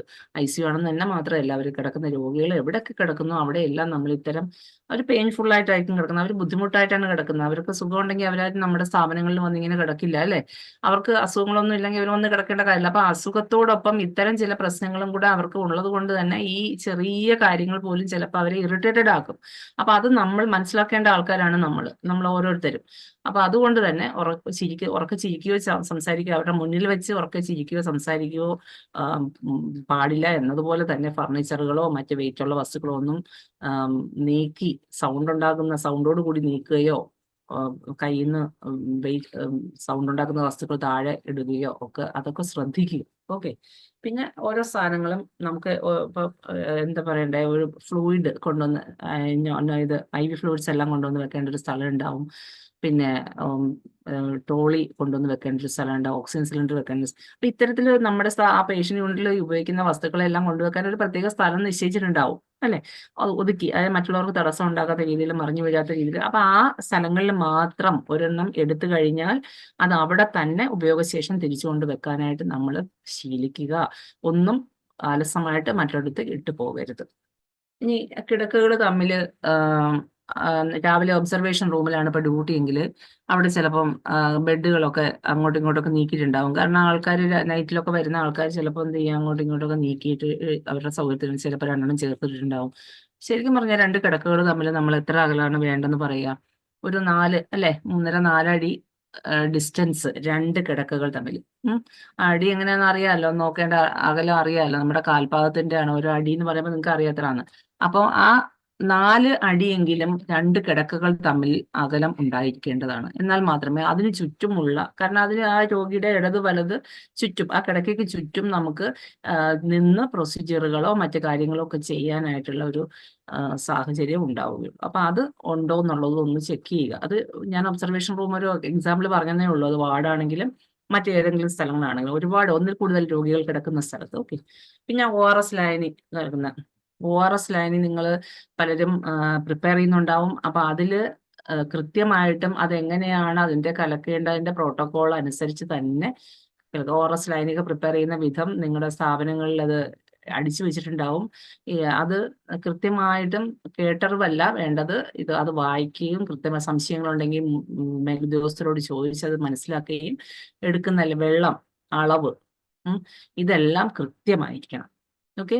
അപ്പൊ ആ വെള്ളത്തിന്റെ അളവെന്ന് മാത്രമല്ല, അതിന്റെ ക്വാളിറ്റി കൂടെ, സുരക്ഷിതമായിട്ടുള്ള കുടിവെള്ള സ്രോതസ്സിൽ നിന്ന് തന്നെയാണോ ഇത് എടുക്കുന്നത്, അത് എവിടെ നിന്നാണ്, ആ കുടിവെള്ള ലഭ്യത, കുടിവെള്ളം കിട്ടുന്ന സ്രോതസ്സിൽ നിന്ന്, ചിലപ്പോൾ അത് ഫിൽട്ടർ ആകാം, അല്ലെങ്കിൽ നിങ്ങളുടെ ബോട്ടിൽ വാട്ടർ ആകാം. അപ്പൊ എനിവേ ഇതെല്ലാം അത് സേഫ് ആണ്, കുടിക്കാൻ യോഗ്യമാണ് എന്ന് ഉറപ്പുവരുത്തിയതിന് ശേഷം മാത്രമേ എന്ത് ചെയ്യാവൂ, ORS കൃത്യമായിട്ട് അളവെടുത്ത് അതിനകത്ത് കലക്കാവൂ. ഓക്കെ. പിന്നെ പിന്നെ അതൊക്കെ നിങ്ങൾക്ക് കൃത്യമായിട്ട് നിങ്ങൾ ചെയ്യുന്നുള്ളത് കൊണ്ട് അറിയാം. പക്ഷെ നമ്മൾ അതിലൊക്കെ ഓരോന്നിലും പഴുതുകൾ ഉണ്ടാകാതെ ശ്രദ്ധിക്കുക എന്നുള്ളതാണ്. പിന്നെ അതുപോലെ തന്നെ കുടിവെള്ളം കൃത്യമായിട്ട് ലഭ്യമാകുന്നുണ്ടോ എന്നുള്ളത് ഉറപ്പാക്കണം. അതും നമ്മൾ ശ്രദ്ധിക്കണം, അല്ലെ? ഒരുപാട് കാര്യങ്ങൾ നമ്മൾ ശ്രദ്ധിക്കാനുണ്ട്. പക്ഷെ ഇതൊക്കെ വലിയ ജോലിയാണോ എന്ന് ചോദിച്ചു കഴിഞ്ഞാൽ അത്ര വലിയ ജോലിയല്ല. നമ്മളിത് റൊട്ടീനായി കഴിയുമ്പോൾ നമ്മൾ ചെയ്യുന്ന, നമുക്കൊരു ഏരിയയിലേ തരുള്ളൂ, ഒരു വാർഡ് അല്ലെങ്കിൽ ഒരു ഏരിയ ആണ് തരിക, ഒരു യൂണിറ്റ് ആണ് തരിക. അപ്പൊ അത്രയും ആ സ്ഥലത്തെ കാര്യങ്ങൾ മാത്രമാണ് നമ്മൾ ഈ ശ്രദ്ധിക്കുന്നത്. അപ്പൊ അത് നമ്മുടേതായിട്ടുള്ള, ഇപ്പൊ നമ്മുടെ വീടാണെങ്കിൽ നമ്മൾ എങ്ങനെയാണ് അതൊക്കെ ശ്രദ്ധിക്കുന്നത്? നമ്മുടെ വീട് മാത്രമല്ല, നമ്മൾ നമ്മുടെ വീടും പറമ്പും എല്ലാം ശ്രദ്ധിക്കുന്നില്ലേ എന്ന് പറഞ്ഞ പോലെ ഒരു സ്ഥാപനത്തിൽ നിങ്ങൾക്ക് ഒരു ഏരിയ തന്നിട്ടുണ്ടാവും. ആ ഏരിയയിൽ കുറച്ച് നാൾ ഡ്യൂട്ടി ഉണ്ടാവും. അത് നമ്മുടെ സ്വന്തമായിട്ടുള്ള ഒരു സ്ഥലമായി കണക്കാക്കി എത്ര ആ, വൃത്തിയായിട്ട് അല്ലെങ്കിൽ എത്ര ഭംഗിയായിട്ട് ഞാനത് മെയിൻറ്റെയിൻ ചെയ്യുന്നു എന്നുള്ളതാണ് നമുക്ക് അഭിമാനം. അതിൽ നിന്നാണ് നമ്മൾ അഭിമാനം കണ്ടെത്തേണ്ടത്. ഓക്കെ. ഇനി പൊടിയൊക്കെ ഉണ്ടെങ്കിൽ നമ്മൾ എങ്ങനെയാണ് ഇപ്പൊ ഈ അതിനകത്ത് പടത്തിൽ കാണിച്ചിരിക്കുന്ന ഒരു ചൂലാണ്. ആ ചൂല് ഇപ്പൊ നമ്മുടെ ഹോസ്പിറ്റലിന്റെ ഉള്ളിൽ നമ്മൾ ഉപയോഗിക്കാറില്ല അല്ലേ? പകരം നമ്മൾ ഉപയോഗിക്കുന്നത് മൈക്രോ ഫൈബർ ചൂലുകളാണ്. പൊടി അങ്ങനെ വലിയ പൊടിയായിട്ട് നമ്മൾ അടിച്ച് പഴയ പണ്ടത്തെ പോലെ അങ്ങനെ കൊണ്ടുപോയി അടിച്ചു കൂട്ടാറില്ല. പിന്നെ എന്താണ് ചെയ്യുക? മൈക്രോ ഫൈബർ ചൂലുകൾ ഉപയോഗിച്ച് അത്യാവശ്യം വളരെ മെല്ലെ പൊടി പറക്കാൻ പാടില്ല. പൊടി പറക്കാതെ കൊണ്ടുവന്ന് പൊടിയെല്ലാം വെച്ചതിന് ശേഷം എന്ത് ചെയ്യണം? അത് തുടച്ച് പിന്നെ നമ്മൾ ചെയ്യേണ്ടത് തുടയ്ക്കുകയാണ് അല്ലെ? പൊടി പറക്കാത്ത രീതിയിൽ എന്താ പറയണ്ടേ, മോപ്പ് കൊണ്ട്, നനഞ്ഞ മോപ്പ് കൊണ്ടാണ് തുടയ്ക്കുന്നത് പൊടികൾ ബാക്കിയുള്ള തൊട്ട്. പിന്നെ ഇപ്പൊ ഷീറ്റൊക്കെ എടുത്ത് തട്ടിക്കൊടയിലോ അങ്ങനെ ഈ പൊടി പടലങ്ങൾ പറക്കാൻ സാഹചര്യമുള്ള ഒരു പ്രവർത്തനങ്ങളും നമ്മൾ ആ രോഗി പരിചരണ യൂണിറ്റുകളിൽ ചെയ്യാൻ പാടില്ല. ഓക്കെ. പിന്നെ ദുർഗന്ധം. പലപ്പോഴും ആശുപത്രിയിൽ നൈറ്റ് ഡ്യൂട്ടി കഴിഞ്ഞ് പോയിട്ട് രാവിലത്തെ ഡ്യൂട്ടിക്ക് വരുമ്പോഴോ അല്ലെങ്കിൽ പകലത്തെ ഡ്യൂട്ടി കഴിഞ്ഞ് നൈറ്റ് ഡ്യൂട്ടിക്ക് വരുമ്പോഴോ ഒക്കെ നമുക്ക് ഇതുപോലെ ചിലപ്പോൾ ഇതുകൊണ്ട് അനുഭവങ്ങൾ ഉണ്ടായിട്ടുണ്ടാവും. എവിടെയൊക്കെയോ സ്മെല്ല് ഉണ്ടാവും. ചിലപ്പോൾ അത് ടോയ്ലറ്റിലായിരിക്കാം, അല്ലെന്നുണ്ടെങ്കിൽ പേഷ്യന്റ് വോമിറ്റ് ചെയ്തിട്ടായിരിക്കും, അല്ലെങ്കിൽ ബ്ലഡ് കിടന്നിട്ട് അങ്ങനെയുള്ളതായിരിക്കും, യൂറിനായിരിക്കാം. അപ്പം അങ്ങനെ എന്തെല്ലാം കാണും നമ്മുടെ സ്ഥാപനങ്ങളിൽ, അങ്ങനെ എല്ലാം സംഭവിക്കാറ്. ഇതൊക്കെ പതിവായിട്ടുള്ള കാര്യങ്ങളാണ്. അപ്പൊ ഇത്തരത്തിൽ ദുർഗന്ധം അനുഭവപ്പെടുന്ന സാഹചര്യങ്ങൾ ഉണ്ടായി കഴിഞ്ഞാൽ എന്താ ചെയ്യേണ്ടത്? അത് നേരത്തെ പോയി കഴിഞ്ഞാൽ ഡ്യൂട്ടിക്കാരെ വഴക്ക് പറയുകയോ അല്ലെങ്കിൽ അവരെ കുറ്റം പറഞ്ഞും നമ്മൾ സമയം പാഴാക്കാതെ, വരുന്നത് ഇപ്പോൾ ഏറ്റെടുത്തിരിക്കുന്നത് നമ്മുടെ ജോലി സമയമാണ്. നമ്മളാണ് അവിടെ അന്നേരത്തെ അതോറിറ്റി പേഴ്സൺ അല്ലെ? ഈ ക്ലീനിങ്, ഇത്തരം പരിപാടികളൊന്നും അവിടെ ഉണ്ടാവാൻ പാടില്ല. രോഗികളെ നമ്മൾ സമയത്ത് റിസീവ് ചെയ്യാൻ വേണ്ടിയിട്ട് അവിടെ അവരെ കൃത്യമായിട്ട് നമ്മൾ ആദ്യം പറഞ്ഞതുപോലെ യൂണിറ്റുകൾ കൃത്യമായിട്ട് ശുചിത്വം ഉണ്ടാക്കുക. ആ ദുർഗന്ധം മാറ്റാനുള്ള എന്താണോ ചെയ്യേണ്ടത് ആ കാര്യങ്ങൾ നമ്മൾ ശ്രദ്ധിക്കുക. ഓക്കെ. ഇനി നിങ്ങൾക്ക് നിങ്ങളുടെ ടോയ്ലറ്റ് ക്ലീനിങ്ങിനൊക്കെ ആവശ്യമായിട്ടുള്ള ആ പരിസരവും ഒക്കെ ക്ലീൻ ചെയ്യുന്നതിന് ആവശ്യമുള്ള ക്ലീനിങ്ങിന് പൊതുവെ ഞാൻ പറഞ്ഞ ഹൗസ് കീപ്പിംഗ് നമ്മൾ പറഞ്ഞില്ല, ക്ലീനിങ്ങിന് ആവശ്യമായിട്ടുള്ള ആശുപത്രി മാനദണ്ഡങ്ങളുണ്ട്, അതിന് ചെക്ക് ലിസ്റ്റുകളുണ്ട്. ആ പ്രോട്ടോകോൾ അനുസരിച്ച് കൃത്യമായിട്ട് ചെയ്യുക. ഒരു വിട്ടുവീഴ്ചയും ചെയ്യരുത്. ചെയ്യുന്നത് കൃത്യമായിട്ട് തന്നെ ചെയ്യണം.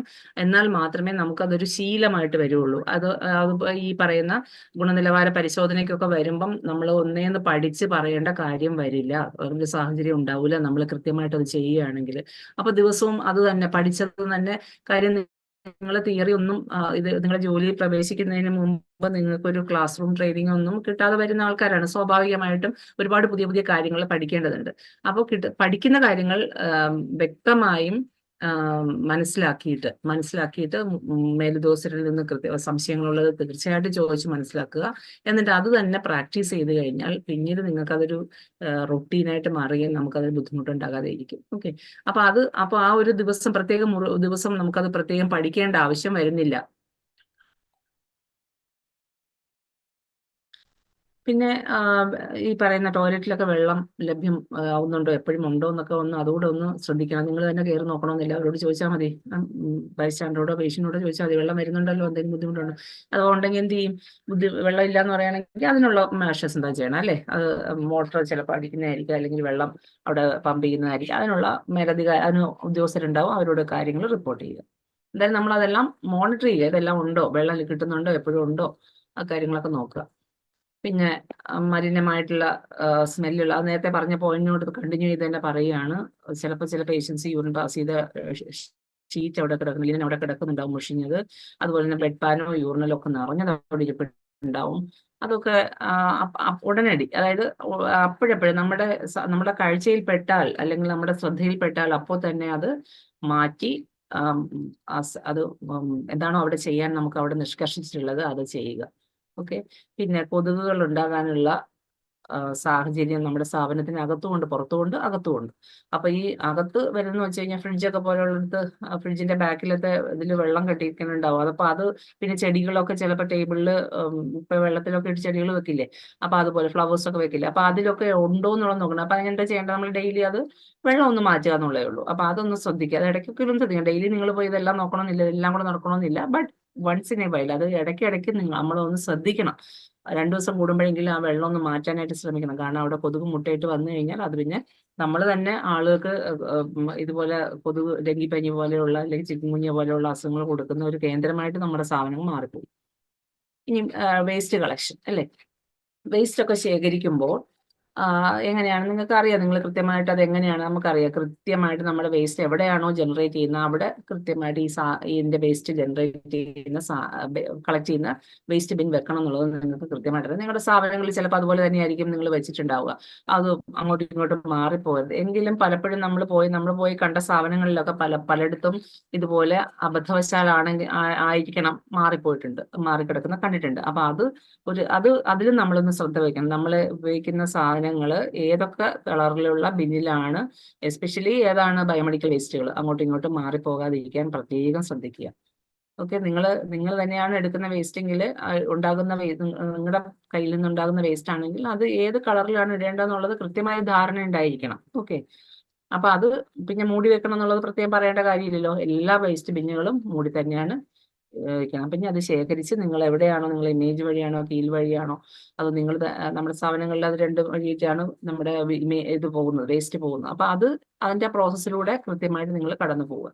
ഇനിയുള്ളത് നിങ്ങളുടെ ജോലി സ്ഥലങ്ങൾ നമ്മൾ ക്രമീകരിക്കുമ്പോൾ എത്തരത്തിൽ അത് ക്രമീകരിക്കണം എന്നുള്ളതാണ്. ജോലിസ്ഥല ക്രമീകരണം 5S മെത്തഡോളജി എന്നാണ് നമ്മൾ പറയുന്നത്. നിങ്ങൾ കേട്ടിട്ടുണ്ടാകും, നിങ്ങളുടെ അവിടെ സ്ഥാപനങ്ങളിലെല്ലാം ഇത് പോസ്റ്റർ വെച്ചിട്ടുണ്ട്. ഭിത്തികളിലൊക്കെ എല്ലാ ഏരിയയിലും, ഇപ്പൊ ഫാർമസിയിലും ലാബിലും എല്ലാ ഏരിയയിലും ഒക്കെ ഈ 5S മെത്തഡോളജി എന്നൊക്കെ പറഞ്ഞ് പോസ്റ്റർ വെച്ചിട്ടുണ്ടാവും. അപ്പൊ എന്താണ് ഈ 5S മെത്തഡോളജി എന്നുള്ളത് അറിയണ്ടേ?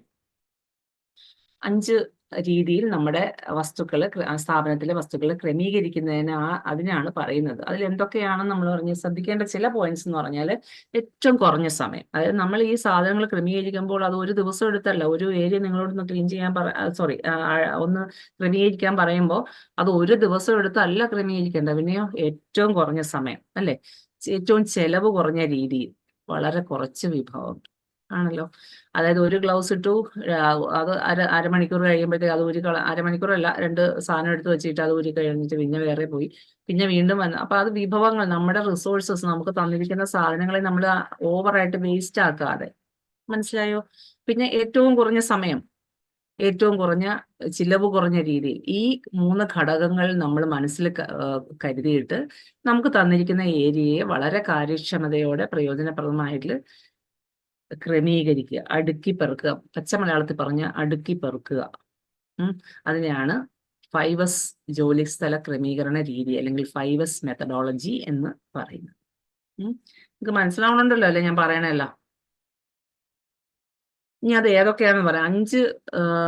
5 സ്റ്റെപ്പായിട്ടാണ് നമ്മളിത് ചെയ്യുന്നത്. ആദ്യം നമ്മൾ സോർട്ട് എന്ന് പറഞ്ഞാൽ തരംതിരിക്കുകയാണ് അല്ലെ? കിട്ടുന്ന സാധനങ്ങൾ ഇപ്പൊ ഇൻഡന്റ് കൊണ്ടുപോയി കഴിഞ്ഞാൽ ഇൻഡന്റ് കൊണ്ടുവന്നിട്ട് കഴിയുമ്പോൾ ഇങ്ങനെ ട്രോളിൽ നിന്നൊക്കെ വാരി അങ്ങ് ഇടുകയാണ് ചെയ്യണം അല്ലെ? പിന്നെ അത് എന്ത് ചെയ്യണം? നമ്മൾ സോർട്ട് ചെയ്യണം. പിന്നെന്താണ്? Setting order. സോർട്ട് ചെയ്തതിനെ എന്ത് ചെയ്യുന്നു? തരംതിരിച്ചതിനെ നമ്മളൊന്ന് അടുക്കി പെറുക്കി വെക്കുന്നു അല്ലെ? പിന്നെ ആ അടുക്കി പെറുക്കിയ വസ്തുക്കള് പൊടിയോ അഴുക്കോ ഒക്കെ ഉണ്ടോ ഇല്ലയോ എന്നുള്ളത്, അല്ലെ വെക്കുന്ന സ്ഥലത്ത് അഴുക്കോ പൊടിയോ ഒക്കെ ഉണ്ടോ എന്നുള്ളത് നോക്കുന്നു അല്ലെ? ഷൈൻ ചെയ്യുന്നു. 4മത്തത് സ്റ്റാൻഡർഡൈസ്. ഇത് എങ്ങനെ സ്ഥാപനത്തിലെ മാനദണ്ഡ പ്രകാരം ഇത് നമ്മൾ എങ്ങനെ കൈകാര്യം ചെയ്യുന്നു എന്നുള്ളത് സ്റ്റാൻഡർഡൈസ്. അതിന് സസ്റ്റെയിൻ എന്ന് പറഞ്ഞു കഴിഞ്ഞാൽ ഈ അടുക്കിപ്പറക്കി മെയിൻറ്റെയിൻ ചെയ്ത് വെച്ച സാധനത്തിനെ മെയിൻറ്റെയിൻ ചെയ്ത് കൊണ്ടുപോകുന്നു. ഇത് ഇങ്ങനെ തന്നെ കണ്ടിന്യൂ ചെയ്ത് കൊണ്ടുപോകുന്നുണ്ട്. ഇതാണ് ഇങ്ങനെ 5 സ്റ്റെപ്പിലൂടെയാണ് നമ്മൾ 5S മെത്തഡോളജി നമ്മുടെ സ്ഥാപനങ്ങളിൽ ചെയ്യുന്നത്. അതിൽ ഓരോന്നായിട്ട് നോക്കാം. ആദ്യത്തെ ഘട്ടമാണ് 5S. നിങ്ങൾ ഇന്റന്റിന്റെ തന്നെ ഒന്ന് എക്സാമ്പിൾ ആയിട്ട് എടുത്താൽ നിങ്ങൾക്ക് അത് ക്ലിയർ ആയിട്ട് മനസ്സിലാവും. ആദ്യത്തെ ഘട്ടമാണ്. അതിൽ കണ്ടല്ലോ, ആ പടത്തിൽ കണ്ടല്ലോ, ആദ്യത്തെ സോർട്ട് ചെയ്യാതെ വെച്ചേക്കാണ് കണ്ടോ. ഒരേ സാധനം തന്നെയാണ് ആ പാത്രത്തിൽ ഇരിക്കുന്നത്, പക്ഷെ ആദ്യത്തെ സോർട്ട് ചെയ്യാതെ വെച്ചേക്കാണ്. പക്ഷെ രണ്ടാമത്തെ കണ്ടോ, അത് അടുക്കി വെച്ചേക്കുന്നു. അപ്പൊ ഇതാണ് സോർട്ടിങ് എന്ന് പറയുന്ന സാധനം. ഓക്കെ, അപ്പൊ ഇത് ഇങ്ങനെ അടുക്കി വെച്ച് കഴിഞ്ഞാൽ നമുക്ക് ഓരോന്ന് അതിൽ നിന്ന് എടുക്കുന്ന ആ റാക്കിൽ നിന്ന് ഓരോന്ന് എടുക്കാൻ സൗകര്യമുണ്ട്. ഇത് ലീക്ക് ആകാതെ, അവിടെ വൃത്തികേടാകാതെ നമുക്ക് നോക്കാൻ കഴിയും. അപ്പൊ അങ്ങനെയുള്ള കുറെ ഉപയോഗങ്ങളുണ്ട്. ഓക്കെ, ഇതൊരു ജനറൽ ഒരു പിക്ചറാണ്. അതായത് ആദ്യത്തേത് എന്താണ്? ഒന്ന് സോർട്ട് ചെയ്യാതെ വെച്ചേക്കുന്നതാണ്. നമ്മളെ 5S മെത്തഡോളജി ഒന്നും അവിടെ ഇംപ്ലിമെന്റ് ചെയ്തിട്ടില്ല അല്ലെ? എല്ലാം വലിച്ചു വാരി ഇട്ടേക്കുവാണ്, ഒരു ഇതുമില്ല. രണ്ടാമത്തെ നോക്കൂ, സെയിം സാധനം തന്നെയാണ് അവര് ഈ 5S മെത്തഡോളജി അപ്ലൈ ചെയ്തതിന് ശേഷം ആ സ്ഥലം എങ്ങനെയുണ്ട്? കുറെ അധികം സ്ഥലം ഉപയോഗിക്കാം നമുക്ക് അല്ലെ? അപ്പൊ അതാണ് അതിന്റെ, നിങ്ങൾക്ക് ഈ പിക്ചറിലൂടെ തന്നെ മൊത്തത്തിൽ കാര്യം മനസ്സിലായിട്ടുണ്ടാവും എന്ന് വിചാരിക്കുന്നു. ഇനി ആദ്യം സോർട്ടിന്റെ ഭാഗമാണിത് കേട്ടോ. ജോലി സ്ഥലത്ത് നിന്ന് ആവശ്യമില്ലാത്ത സാധനങ്ങൾ നമ്മൾ ഈ സോർട്ട് ചെയ്യുന്ന സമയത്ത് എന്ത് ചെയ്യണം, ആവശ്യമില്ലാത്ത അങ്ങ് ഒഴിവാക്കുക. ചിലപ്പോൾ പഴയതായിരിക്കും, അല്ലെങ്കിൽ എക്സ്പയറി ആയതായിരിക്കാം, അല്ലെങ്കിൽ പിന്നെ കീറിപ്പോയതായിരിക്കാം. അപ്പൊ അങ്ങനെയുള്ള സാധനങ്ങൾ നമ്മൾ മാറ്റുക. സൂക്ഷിക്കേണ്ട സാധനങ്ങൾ ആ യൂണിറ്റിൽ ആവശ്യമാണ്. നമ്മൾ വലിയ ബൾക്കായിരിക്കും ചിലപ്പോൾ എടുത്തുകൊണ്ട് വന്നത്, പക്ഷെ ആ യൂണിറ്റിൽ ഉപയോഗിക്കേണ്ട ചെറിയൊരു എമൗണ്ട് മാത്രം നമ്മൾ അവിടെ വെച്ചിട്ട് ബാക്കി എന്ത് ചെയ്യുന്നു, നിങ്ങൾ അങ്ങനെ തന്നെയല്ലേ ചെയ്യാറ്? നിങ്ങൾ അവിടെ ഇപ്പോൾ ഇഞ്ചക്ഷൻ റൂമിലാണെങ്കിൽ ഇഞ്ചക്ഷൻ റൂമിൽ കൊണ്ടുവന്നിട്ട് അതെന്താ, അവിടെ ആവശ്യമുള്ള കുറച്ച് മാത്രം അവിടെ വെച്ചിട്ട് ബാക്കിയുള്ള അവിടെ അതിന്റെ മാറ്റി എവിടെയെങ്കിലും ഒരു സ്റ്റോറേജ് റൂം നിങ്ങൾക്ക് ഉണ്ടാവും, അവിടെ ആയിരിക്കും നിങ്ങൾ കൊണ്ടുവെക്കുക. അതങ്ങനെ സ്റ്റോർ റൂമിലേക്ക് മാറ്റി വയ്ക്കുക.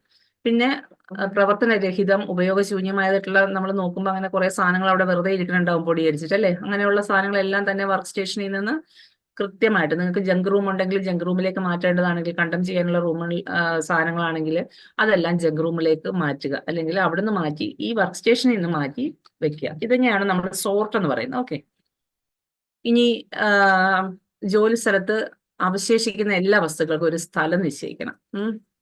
ആ സ്ഥലം അതിപ്പോ നോക്കൂ, ആ പടത്തിൽ നോക്കൂ.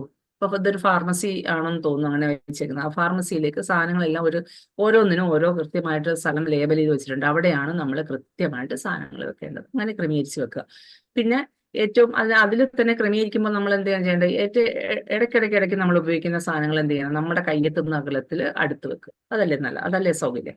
അപ്പൊ അങ്ങനെ ചെയ്യുക. വേഗത്തിൽ എടുക്കാൻ പറ്റുന്ന രീതിയിൽ അങ്ങനെയുള്ള കാര്യങ്ങൾ വെക്കുക.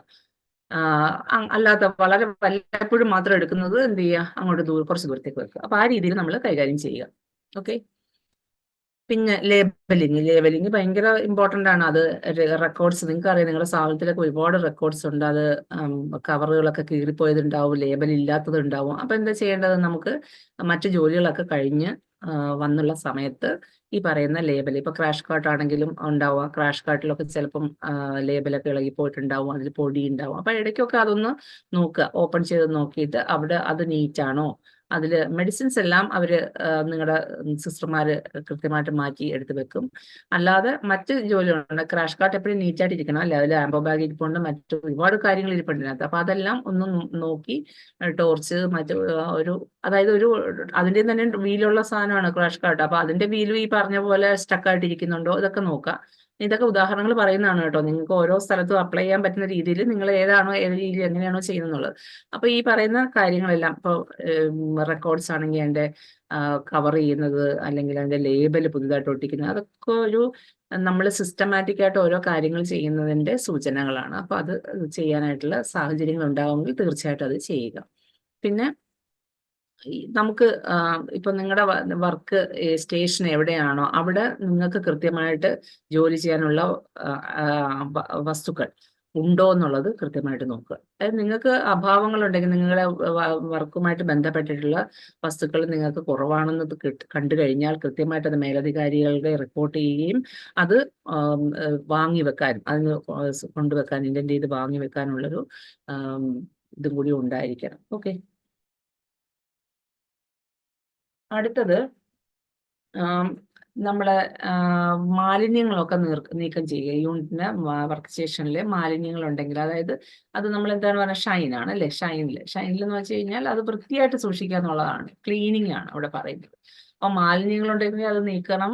അത് മാത്രമല്ല, ക്ലീൻ ചെയ്യാൻ സർഫസ് ആണെങ്കിലും വസ്തുക്കളാണെങ്കിലും ക്ലീൻ ചെയ്യാനുണ്ടെങ്കിൽ ആ ക്ലീനിങ് പ്രോസസ്സ് എങ്ങനെയാണെന്ന് വെച്ചാൽ നിങ്ങളുടെ അവിടെ എന്താണോ ഉപയോഗിക്കുന്നത്. ഇപ്പൊ നമുക്കറിയാം ഹൈപ്പോക്ലോറേറ്റ് ആണ് നമ്മൾ യൂഷ്വലി ഉപയോഗിക്കുന്നത്. അപ്പൊ ആ ഹൈപ്പോക്ലോറേറ്റ് സൊല്യൂഷൻസ് ഉപയോഗിച്ച് ക്ലീൻ ചെയ്യുക, മാലിന്യങ്ങൾ നീക്കം ചെയ്യേണ്ട പ്രോട്ടോകോൾ അനുസരിച്ച് മാലിന്യങ്ങൾ നീക്കം ചെയ്യുക, ഇതെല്ലാം കൃത്യമായിട്ട് ചെയ്യേണ്ടിരിക്കുക. യൂണിറ്റും അതുപോലെ തന്നെ എല്ലാം കഴിഞ്ഞിട്ട് പേഷ്യന്റിന്റെ ഒരു ഫ്ലോ ഒക്കെ കഴിഞ്ഞ് കഴിഞ്ഞാൽ പിന്നെ ആ യൂണിറ്റ് ഒക്കെ ക്ലീൻ ചെയ്യുക എന്നുള്ളതാണ്. നിങ്ങളുടെ ഒരു ഫ്രീക്വൻസി ഒക്കെ ഉണ്ട്, നിങ്ങൾക്ക് അതിന് ചെക്ക് ലിസ്റ്റ് ഉണ്ട്, ഇതെല്ലാം ഉണ്ട്. അപ്പൊ ഇത് നമ്മൾ കൃത്യമായിട്ട് ചെയ്യുന്നുണ്ട്. ഓരോരുത്തരും അവനവന് തന്നേക്കുന്ന ഏരിയ കൃത്യമായിട്ട് ഇതുപോലെ ചെയ്യുന്നുണ്ടോ. അനുബന്ധ ഉപകരണങ്ങൾ എന്ന് പറയുന്നുണ്ട് കേട്ടോ. അനുബന്ധ ഉപകരണം എന്ന് പറയുമ്പോൾ അതിനകത്ത് എന്തെല്ലാം വരും, നിങ്ങളുടെ ഏത് ഏരിയ ആണോ അവിടെ നിങ്ങൾ ഉപയോഗിക്കുന്ന ഉപകരണങ്ങളെല്ലാം തന്നെ.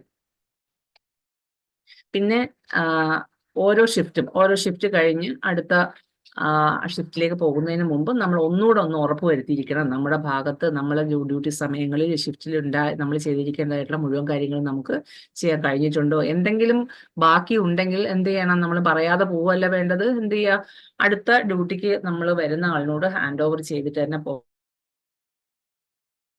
രോഗി പരിചരണവുമായിട്ട് ബന്ധപ്പെട്ട കാര്യങ്ങൾ എന്തെങ്കിലും ഉണ്ടെങ്കിൽ. ഓക്കെ. ഇനി 4ാമത്തെ ഘട്ടം എന്ന് പറഞ്ഞാൽ ഏറ്റവും പ്രധാനപ്പെട്ട ഘട്ടമാണ് ഈ 5S മെത്തഡോളജിയിൽ. അതെന്ന് വെച്ച് കഴിഞ്ഞാൽ സ്ഥാപനത്തിൽ അത് മാനദണ്ഡം ഉണ്ടാവണം എന്നുള്ളതാണ്. നമുക്ക് നമ്മുടെ സ്ഥാപനത്തിലൊക്കെ SOP ഇരിപ്പുണ്ട് അല്ലേ? അതൊക്കെ കണ്ടിട്ടുണ്ടോ? തുറന്നു നോക്കിയിട്ടുണ്ടോ SOP ഒക്കെ? Standard operating procedure. നമ്മുടെ സ്ഥാപനത്തിലെ ഓരോ പ്രൊസീജിയറുകൾ എങ്ങനെ ചെയ്യണം എന്നുള്ളതിന്റെ നിർദ്ദേശങ്ങൾ അടങ്ങിയ ഒരു ബുക്ക്ലെറ്റ് ആണ്, ഒരു പുസ്തകം പോലെ ഉണ്ടാവും. അപ്പൊ അതൊക്കെ ഒന്ന് നോക്കണം. നിങ്ങളുടെ ഉൾപ്പെടെയുള്ള ജോലി കാര്യങ്ങളെ കുറിച്ചുള്ള കൃത്യമായിട്ടുള്ള കാര്യങ്ങൾ അതിനകത്ത് വിശദീകരിച്ചിട്ടുണ്ട്. അപ്പൊ അത് അനുസരിച്ച് മാത്രം അതിൽ എഴുതി പിടിപ്പിച്ചിട്ടുള്ളത് പോലെ മാത്രമാണ് നമ്മൾ നമ്മുടെ സ്ഥാപനത്തിൽ ഇത്തരം കാര്യങ്ങൾ ചെയ്യേണ്ടത്. ഓക്കെ, അത്തരം കൃത്യമായ മാനദണ്ഡങ്ങൾ പ്രകാരം നമ്മൾ ഓരോ കാര്യങ്ങളും നടത്തുമ്പോൾ ഈ നമ്മള് ഇതിന് മുന്നേ ചെയ്ത കാര്യങ്ങൾക്കെല്ലാം ഒരു അടുക്കും ചിട്ടയും വരികയും എല്ലാവരും ഇപ്പൊ ഓരോ ഷിഫ്റ്റിലും കൊടുക്കുന്ന സേവനങ്ങൾ, ഓരോ ഷിഫ്റ്റിലും വരുന്ന ആൾക്കാർ കൊടുക്കുന്ന സേവനങ്ങളും ഒരേ മാതൃകയിലായിരിക്കും ജനങ്ങൾക്ക് ലഭ്യമാവുക. അതാണ് ഇതിന്റെ ഒരു പ്രത്യേകത. ഓക്കെ, അപ്പൊ അതിന് വേണ്ടിയിട്ടാണ് നമ്മൾ നിർദ്ദേശങ്ങൾ ഇതിനനുസരിച്ച് SOPയും ചെക്ക് ലിസ്റ്റുകളൊക്കെ ഉപയോഗിക്കുന്നത്. ഇനി അവസാനത്തെ എന്ന് പറഞ്ഞാൽ ജോലികൾ. ഇപ്പൊ ഇത്രയും നമ്മൾ ചെയ്തല്ലോ, മാനദണ്ഡങ്ങൾ വരെ നമ്മൾ പാലിച്ചാണ് അവിടെ ഓരോ കാര്യങ്ങൾ ചെയ്യുന്നത്, എല്ലാം റെഡിയാക്കി. അപ്പൊ ഇത് നമ്മൾ കാലാകാലങ്ങളോളം തുടർന്ന് പോവുക. ഇതിങ്ങനെ മെയിൻറ്റെയിൻ ചെയ്ത് കൊണ്ടുപോയാൽ പുതിയൊരാൾ ട്രാൻസ്ഫർ ആയി നിങ്ങൾ വേറൊരു സ്ഥാപനത്തിലേക്ക് പോവുകയും മറ്റൊരാൾ നിങ്ങളുടെ സ്ഥാപനത്തിലേക്ക് വരികയും ചെയ്യുമ്പോൾ അവർക്ക് ഇത് കൃത്യമായിട്ട് ഇവിടെ ഇങ്ങനെയാണ്, ഈ രീതിയിലാണ് ഇവിടെ പോകുന്നത്, അവർക്കും ഇത് തന്നെ കണ്ടിന്യൂ ചെയ്ത് പോകാനായിട്ടുള്ള ഒരു അറിവ് ലഭിക്കുകയും ചെയ്യും. ഓക്കെ, അപ്പൊ ഇതാണ് 5S മെത്തഡോളജി എന്ന് പറഞ്ഞത്. ഇനി എന്താണ് ഇതിന്റെ പ്രയോജനം? ഇപ്പൊ ഈ നമ്മൾ പറഞ്ഞതിനകത്ത് ഇത് മുഴുവൻ വന്നു അല്ലേ? വൃത്തിയുള്ളതും മനോഹരവും വളരെ പ്രസന്നവുമായിട്ടുള്ള ഒരു അന്തരീക്ഷം. അത് ആ പിക്ചറിലൂടെയൊക്കെ നിങ്ങൾക്ക് മനസ്സിലായി. നമ്മൾ അടുക്കി പെറുക്കി വെക്കുമ്പോൾ തീർച്ചയായിട്ടും അവിടെ ഒരു വൃത്തി വരുന്നുണ്ട്. നിങ്ങൾക്ക് അതിന്റെ അപ്രീസിയേഷൻ ചിലപ്പോൾ കിട്ടുന്നുണ്ടാവും നിങ്ങളുടെ മേലുദ്യോഗസ്ഥരിൽ നിന്ന് അല്ലേ? നന്നായിട്ട് ചെയ്തിട്ടുണ്ട്, ഇന്ന് നല്ല വൃത്തിയായിട്ടുണ്ട്, ഇതൊക്കെ നിങ്ങൾക്ക് ചിലപ്പോൾ അപ്രീസിയേഷൻ കിട്ടുന്നുണ്ടാവും. പിന്നെ ജീവനക്കാർക്കൊരു അച്ചടക്കം വരുന്നുണ്ട്. അതായത് ചെയ്യുന്ന ജോലിയിൽ ഒരു സിസ്റ്റമാറ്റിക് ആണെന്ന് നമ്മൾ പറയും. ചെയ്യുന്നത് ഭയങ്കര സിസ്റ്റമാറ്റിക് ആണ്. അത് മാനദണ്ഡങ്ങൾ പാലിച്ച് ചെയ്യുന്നതുകൊണ്ട് തന്നെ പക്കയായിട്ട് ചെയ്യുന്നു. അതായത് ഇന്നിപ്പോ രജനി ചെയ്താലും നാളെ മാധവൻ ചെയ്താലും എന്തായിരിക്കും? ഒരേപോലെ ആയിരിക്കും. കാരണം മാനദണ്ഡങ്ങൾ പാലിച്ചാണ് ഇവർ ചെയ്യുന്നത്. ഓക്കെ, പിന്നെ യൂണിറ്റുകളിൽ നിന്ന് ഈ പറഞ്ഞ ആവശ്യമില്ലാത്ത സാധനങ്ങൾ കണ്ടു കഴിഞ്ഞാൽ അത് മേലുദ്യോഗസ്ഥരോട് ചോദിച്ചതിന് ശേഷം, നിങ്ങൾ നിങ്ങളുടെ സ്വന്തം ഇഷ്ടപ്രകാരം മാറ്റരുത്. നിങ്ങളുടെ മേലുദ്യോഗസ്ഥരോട് ചോദിച്ച ശേഷം അത് കൃത്യമായിട്ട് എന്ത് ചെയ്യണം? അത് ജങ്ക് മെറ്റീരിയലൊക്കെ വെക്കുന്ന സ്ഥലത്തേക്കോ അല്ലെങ്കിൽ മറ്റേതെങ്കിലും സ്ഥലങ്ങൾ അവർ നിർദ്ദേശിക്കുന്ന ഏത് സ്ഥലത്തെന്ന് വെച്ചാൽ അവിടോട്ട് മാറ്റി വെക്കുക. ഇനി അത്യാവശ്യം ഈ 5S മെത്തഡോളജി നമ്മൾ ഇംപ്ലിമെന്റ് ചെയ്യുന്നതിലൂടെ നമുക്ക് മനസ്സിലാവുന്ന വേറൊരു കാര്യം എന്ന് വെച്ച് കഴിഞ്ഞാൽ, നമുക്ക് അത്യാവശ്യ കാര്യങ്ങൾ, സാധനങ്ങൾ എന്തൊക്കെയാണ്, അതവിടെ കുറവാണോ അതോ ആവശ്യമില്ലയോ, ഇതൊക്കെ അതിന് എന്തെങ്കിലും മിസ്റ്റേക്ക് ഉണ്ടോ, കേടുപാടുകളുണ്ടോ, ഇതൊക്കെ നമുക്ക് തിരിച്ചറിയാൻ അടുക്കി വെച്ചാലേ കഴിയുള്ളൂ. അത് എവിടെയെങ്കിലുമൊക്കെ ഡംപ് ചെയ്ത് കുന്നുകൂടി കഴിഞ്ഞു കഴിഞ്ഞാൽ നമുക്ക് അറിയാൻ കഴിയില്ല. അപ്പൊ അതുകൊണ്ട് തന്നെ 5S മെത്തഡോളജി നമ്മൾ ഫോളോ ചെയ്ത് കഴിഞ്ഞാൽ ഇത്തരം കാര്യങ്ങൾ വളരെ കൃത്യമായിട്ട് നിങ്ങൾക്കറിയാം. നിങ്ങളാണ് സ്റ്റോക്ക് എടുത്തുകൊണ്ട് വരുന്നത്, നിങ്ങൾക്കറിയാതെ എവിടെ അടുക്കി വെച്ചു എന്നുള്ളത്, അതിന്റെ ബാലൻസ് എവിടെ ഉണ്ടെന്നൊക്കെ നിങ്ങൾക്ക് കൃത്യമായിട്ട് ചിലപ്പോൾ സിസ്റ്റർമാർക്ക് പോലും കൃത്യമായിട്ട് അറിയാൻ കഴിയില്ല.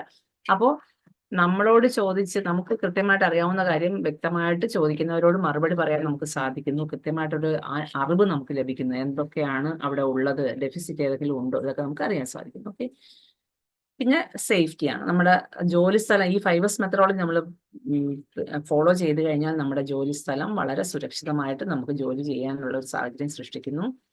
പിന്നെ നമ്മുടെ ജീവനക്കാരുടെ നമുക്കിടയിൽ തന്നെ അതൊരു നല്ലൊരു പോസിറ്റീവ് മനോഭാവം ഉണ്ടാകാൻ സഹായിക്കുകയും അതുപോലെ നമ്മുടെ സ്ഥാപനത്തിലെ പ്രവർത്തനങ്ങളിൽ അതിൻ്റെതായിട്ടുള്ള ഒരു പുരോഗതി അല്ലെങ്കിൽ അതൊരു മാറ്റം നമുക്ക് നമ്മുടെ സ്ഥാപനത്തിലെ പ്രവർത്തനങ്ങളിൽ നമുക്ക് കാഴ്ചവെക്കാൻ സാധിക്കുന്നു. ഇത്തരത്തിൽ നമ്മൾ വളരെ സിസ്റ്റമാറ്റിക് ആകുന്നതോടുകൂടി നിങ്ങളുടെ നിലവാരം, നിങ്ങളുടെ ജോലി ചെയ്യുന്ന നിലവാരം മെച്ചപ്പെടുകയാണ്. നിങ്ങൾ കുറച്ചുകൂടെ ഉയരത്തിലേക്ക് പോവുകയാണ്. നിങ്ങളുടെ ജോലി കൊണ്ടും നിങ്ങളുടെ അറിവ് കൊണ്ടും നിങ്ങൾ കുറച്ചുകൂടെ ഉയരത്തിലേക്ക് പോവുകയാണ്. കാര്യങ്ങൾ കൃത്യമായിട്ട് ചോദിച്ചു കഴിഞ്ഞാൽ പറയാൻ അറിയും നിങ്ങൾക്ക്. ഓക്കെ, ഇതിന്റെയൊക്കെ ഫലമായിട്ട് എന്ത് ചെയ്യുന്നു? നമ്മുടെ സ്ഥാപനത്തിൽ നിന്ന് നമ്മൾ കൊടുക്കുന്ന സേവനം എന്ന് പറയുന്നത് ഗുണനിലവാരമുള്ള സേവനമായിട്ട് അറിയപ്പെടുകയും അതിന്റെ നമ്മുടെ സ്ഥാപനം മെച്ചപ്പെടുന്നതിന്റെ, ഇത്തരം ഗുണനിലവാരമുള്ള സ്ഥാപനമായിട്ട് മെച്ചപ്പെടുന്നതിന്റെ തീർച്ചയായിട്ടും വലിയൊരു പങ്ക് വഹിക്കുന്ന ആൾക്കാരായി നിങ്ങൾ മാറുകയും ചെയ്യുന്നു.